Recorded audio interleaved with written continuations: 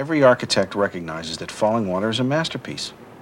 The American Institute of Architects voted it the most significant building in the last 125 years.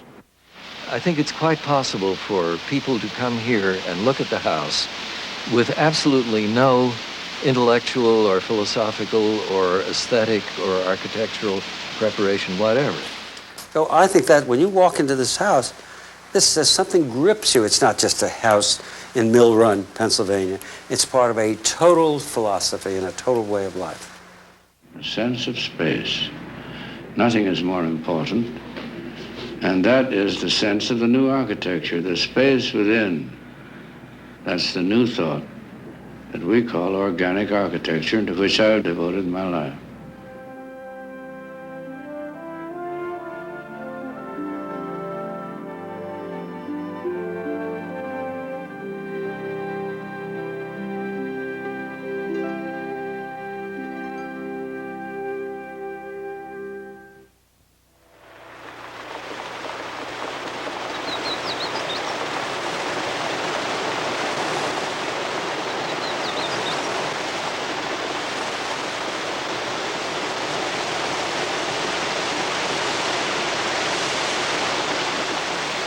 Deep in the woods, the only sounds to be heard are the sounds of nature.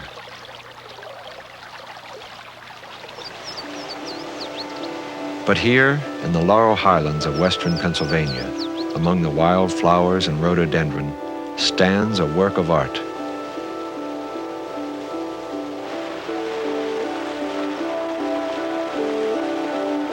It is the most famous of 20th century houses. It has been called the best-known private house built for someone not of royal blood in the history of the world.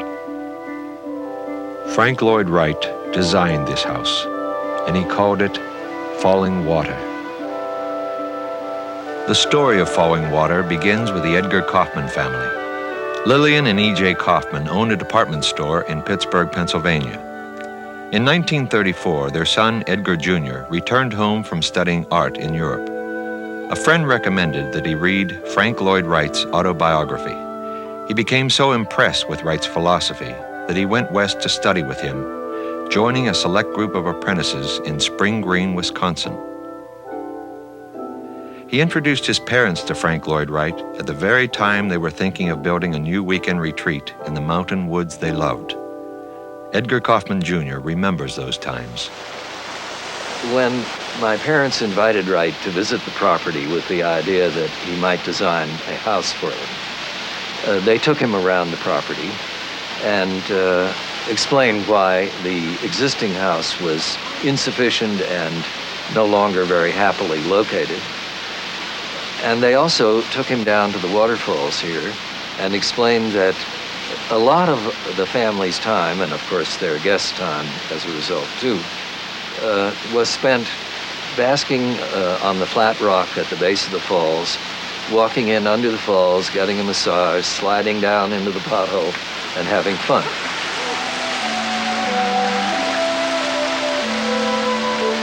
The falls, including the drama of the water movement and the charm of the noise that it made, was something that everybody appreciated. This was a focus of activity. Wright took that in. He didn't make any comment.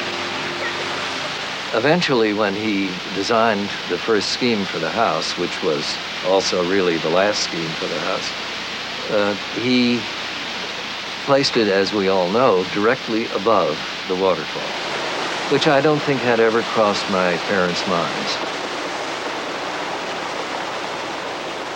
Wright seemed to have been particularly fetched by these enormous rock ledges that had broken off and allowed the water to fall, and that were such a visual feature of what remained. Because you not only saw the water falling over them, you saw the ledges extending, you saw the difference in vegetation at the bottom and vegetation on the upper level, and he saw in this a tremendous opportunity, I think, for architecture not only to work with nature, but to almost become part of nature.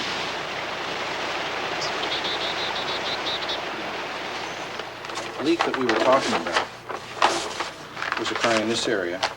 The wall that we talked about, that it was coming through, is in here, and this is what I think we have to excavate. Louis Astorino, when he first saw it as an architectural student, was inspired by falling water. Now, his architectural firm has been commissioned to make the first precise drawings of the house. Wright's plans existed, of course, but until these drawings, there were no accurate measurements of exactly how the finished house matched his plans. Great. Thank you. Thanks. The genius of falling water, from my point of view, is its siting. If you see the site, it's in a lovely wooded area with a stream through it and a waterfall. The natural tendency that any ordinary architect would do would be to site the house looking at the waterfall. And in fact, I think probably Mr. Kaufman Sr. felt that that was the logical place to put the house himself. But that wasn't a good enough solution for Wright, because he felt that any solution had to do two things. Not only did it have to look good, serve an aesthetic function, but it also had to work well. By siting the house on the southern slope, it now worked because every room could receive sunlight. It also put the house on top of the waterfall. And what a unique way to view a waterfall.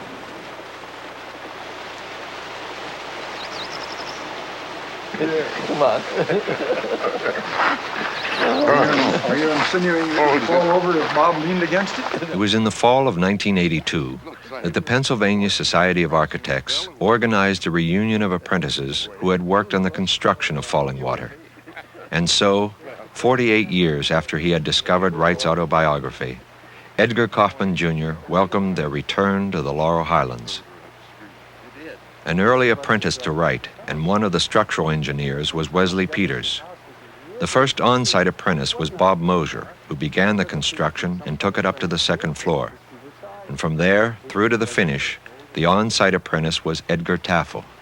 Mr. Wright, whom we shall always refer to as Mr. Wright, which is Frank Lloyd Wright, out of deference and honor, had come here to this very site. And the shortest possible story about it is that he walked through these glens and the gulches and the rivulets and so on, and went back to Taliesin, and he had ordered a site plan of this whole area. And that Mr. Kaufman furnished him. And he was to then start to design the house and make the location for the house. Mr. Wright was in constant touch with Mr. Kaufman, and finally, Mr. Kaufman called one day, and it was early in the morning, and the plot plan was lying on the drafting table. And Bob and I were in the drafting room. We heard him on the phone talking with Mr. Kaufman, and he said, "Oh yes, EJ, come along." He sat down to draw. It was rapid fire, so it just poured out of the, I'd say he was cooking on simmering on a back burner upstairs here for perhaps a long time, because every line that was drawn was perfectly natural. There wasn't any hesitation. And he was just drawing first the first floor, the second floor, and details, and a section, always a section to the building. And he had this totally in his mind. He knew how it fit in here. He knew the relationship of the waterfall to the glen, to everything. And he had then the third floor, and then he did one elevation. And what I've told you lasted about 3 hours. It's about 130 miles from Milwaukee. And suddenly, then at the end, he drew big lines at the bottom. His titles were always big. Falling Water, a house for Mr. and Mrs. E.J. Kaufman, Mill Run, Pennsylvania, Frank Lloyd Wright, architect. And of course, I may be romanticizing it in retrospect, but nevertheless, at that moment, Mr. Wright's secretary came in and said, "Mr. Wright, E.J. Kaufman is here, Mr. Kaufman is here." And Kaufman came toward the drafting table, and Mr. Wright got up and lifted up his hand and said, "E.J., we've been waiting for you." You had the combination of a great owner, a great client, who was appreciative and cooperative with the architect, and a great architect who was appreciative and cooperative of the owner's direction, and at the same time involved on a unparalleled natural site. When he designed Falling Water, Frank Lloyd Wright was almost 70 years old. He had already lived several lives as an architect. He was still being discovered for his brilliance, and then rejected for his maverick ways and wild ideas. Now, in the 1930s, he was out of fashion. He had built little for the better part of a decade. Once called America's single most important architect, he was reduced to the rebel with no worthy cause. Back in the late 1920s, he had established a unique school of architecture, a place where apprentices could study and learn his philosophy firsthand. He built the school and his home on the brow of a hill and took its name from his Welsh heritage, Taliesin, shining brow. There in Wisconsin and at Taliesin West in Arizona, Frank Lloyd Wright taught the principles of his practice and inspired belief in his new architecture. Now, almost 70, he was ready to begin again. Ahead of him lay 20 years of productive creativity, and in that lifetime, he would introduce many more revolutionary ideas, like the Marin County Center in California, the Beth Shalom Synagogue near Philadelphia, and the Guggenheim Museum in New York City. Every great building has a great idea behind it. And if you are studying architecture, you will remember and get these symbols of these buildings, the Parthenon, the cathedral at Chartres. And that photograph of falling water keeps coming up. The idea here is a wedding between various ideas, various emotions, various materials, and a piece of difficult and wonderful landscape. It's tied into the rock on this side. It opens up on the other side. To be in here in the winter and the snow is coming down. To be here in the fall when the leaves are falling. Each year, each time of the season has a different implication.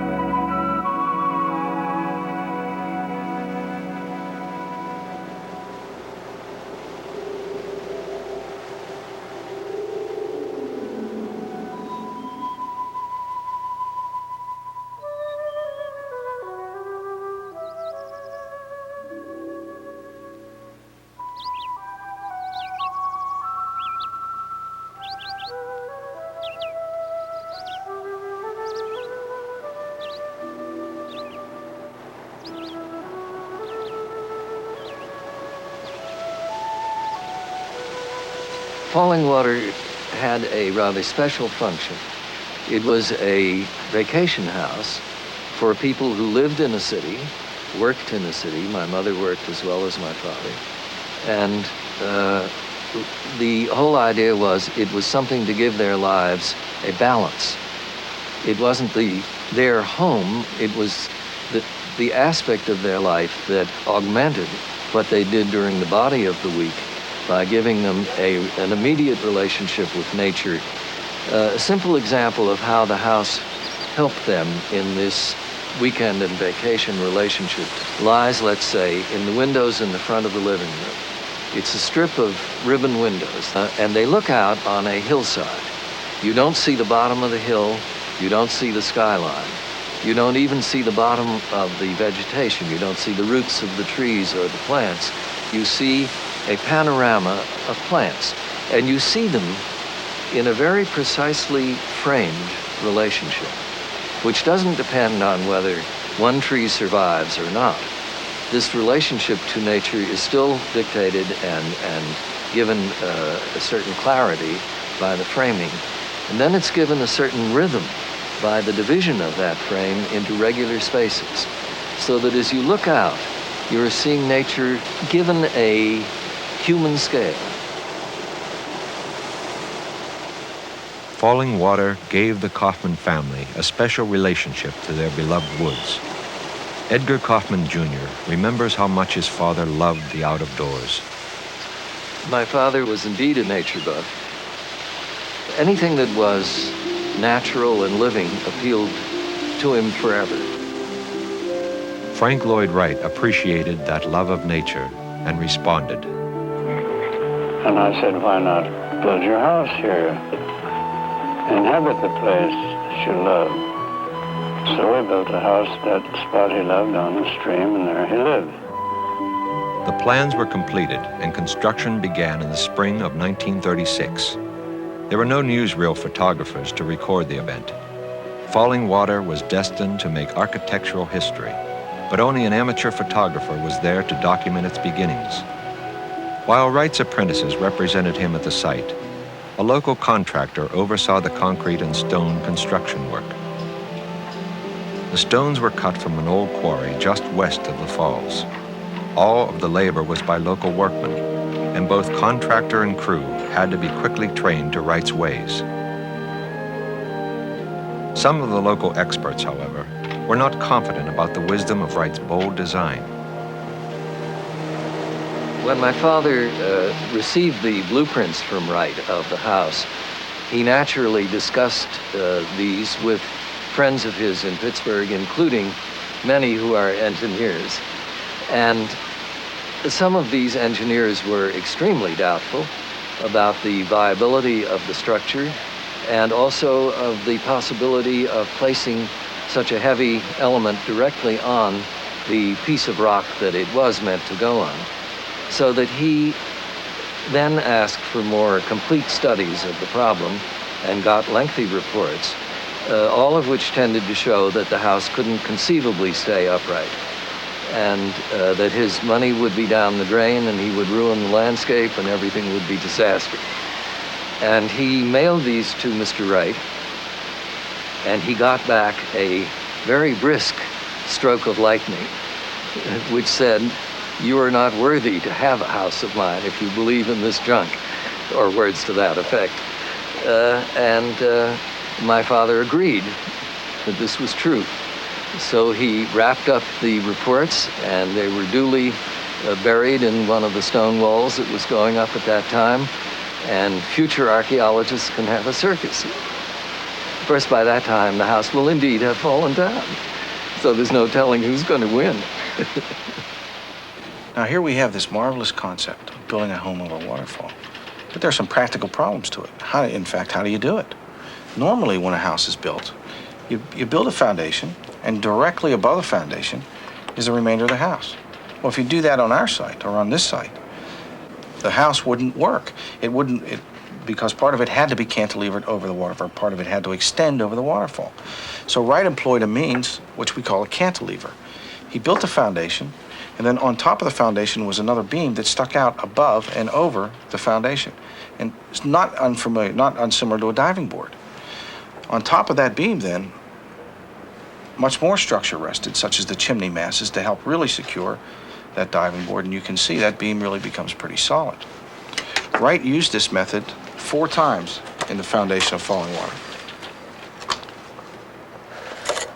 There are, in fact, 4 of these piers, as I said, 1, 2, 3, and 4. First one being stone, the other 3 being a combination of stone and concrete. They became the main support system for the entire house. We then take, on top of those piers, and we add the main floor. And as you can see, we have the 4 beams resting directly over the piers, which becomes now the foundation for the main floor of the house, the living room of the house. Falling Water has been designed and constructed of 4 basic materials. Stone, which was quarried locally on the site. Concrete, very organic material. Steel, largely showing up in the reinforcing of the concrete, but also evident in the frames of the windows, and glass. Basically your 4 materials. Wright invented the casement window, which opens from the side. In his use of the casement window in Falling Water, when you open up the windows on the corner of a building, you expect to see a post. But because of the cantilevers, they're not needed. So when that window is opened up, nature just takes you over. And it's just a marvelous experience. Whenever the opportunity arose to orient a house on a site that wasn't a restricted city lot of sorts, Mr. Wright always liked to take his T-square, lay it on the east-west line, this being east, this being west, and then work with a 30-60 degree triangle. What I have is a floor plan of Falling Water, and we tested the theory in our office of wondering whether or not it worked in this particular case.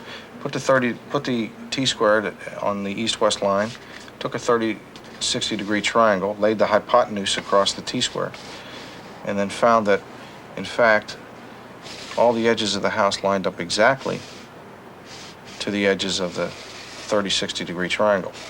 By doing this, this oriented the house exactly as Mr. Wright liked it, so that the sun would appear in most of the rooms. In addition to these innovations, there are other signs of the genius of Frank Lloyd Wright.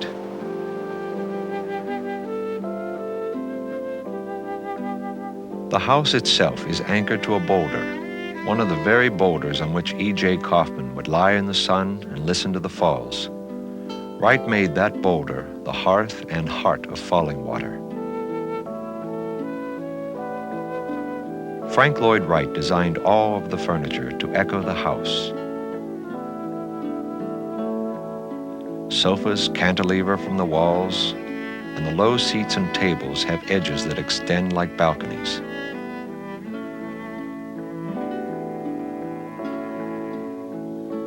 The basic color scheme of Falling Water was selected by Wright. It shows his fondness for the warm earth colors of the American Southwest. Cherokee red became Wright's signature. Even his car was painted Cherokee red, as was the huge grog kettle at Falling Water, and all of the metalwork in the entire house.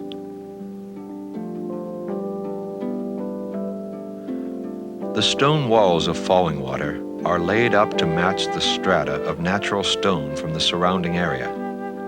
Stones in the floor are waxed to resemble the bed of the stream. The great architect's design never forgets the setting.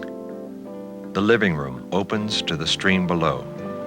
Here, a stairway lets in the sound of the falls and provides ventilation. It is the final link that weds the house to the stream.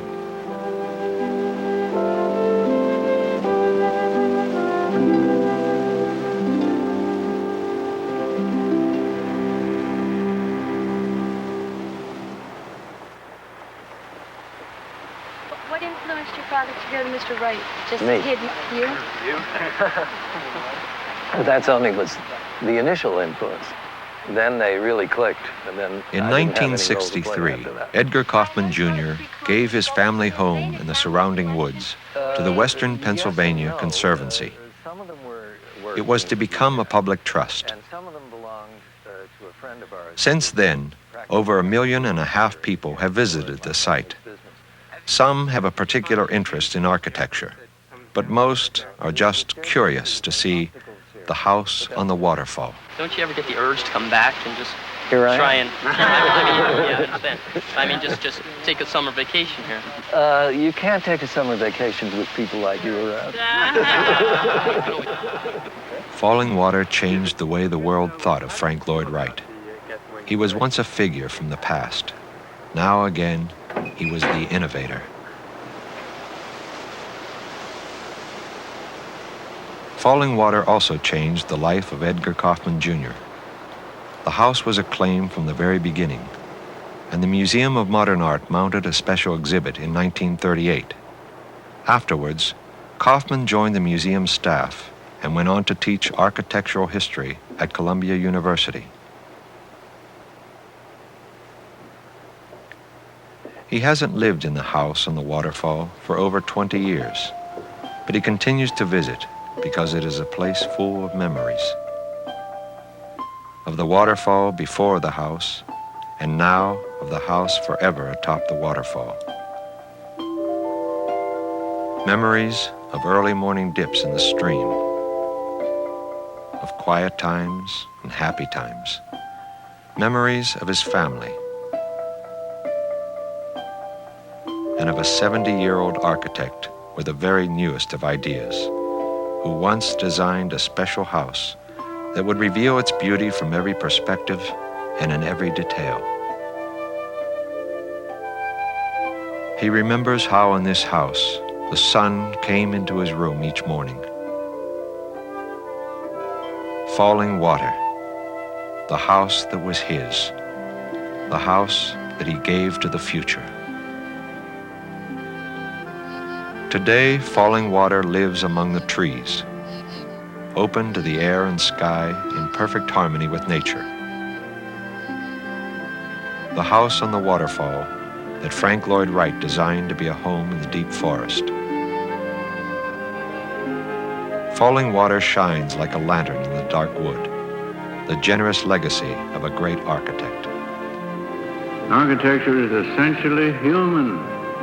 It is the human spirit manifesting itself, because when a man builds, there you've got him. You can't hide. You know what, who, and how that man is.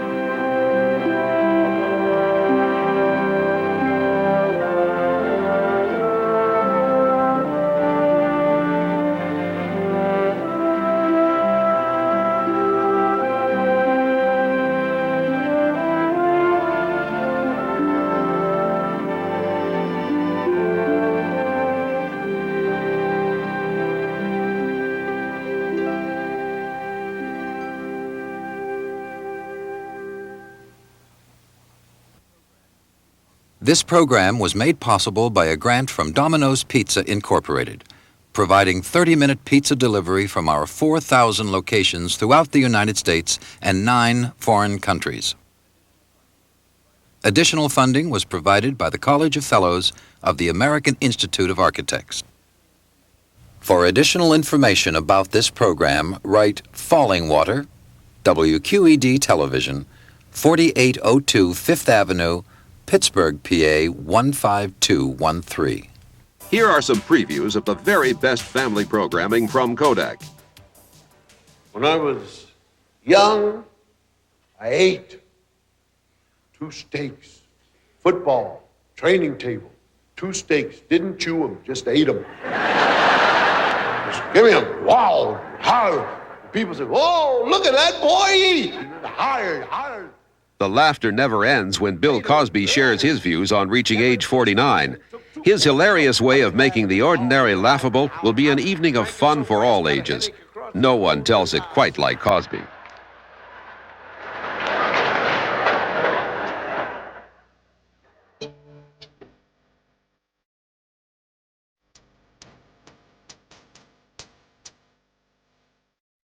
The splendor and the majesty of the United States is the subject of this touching tribute to Lady Liberty.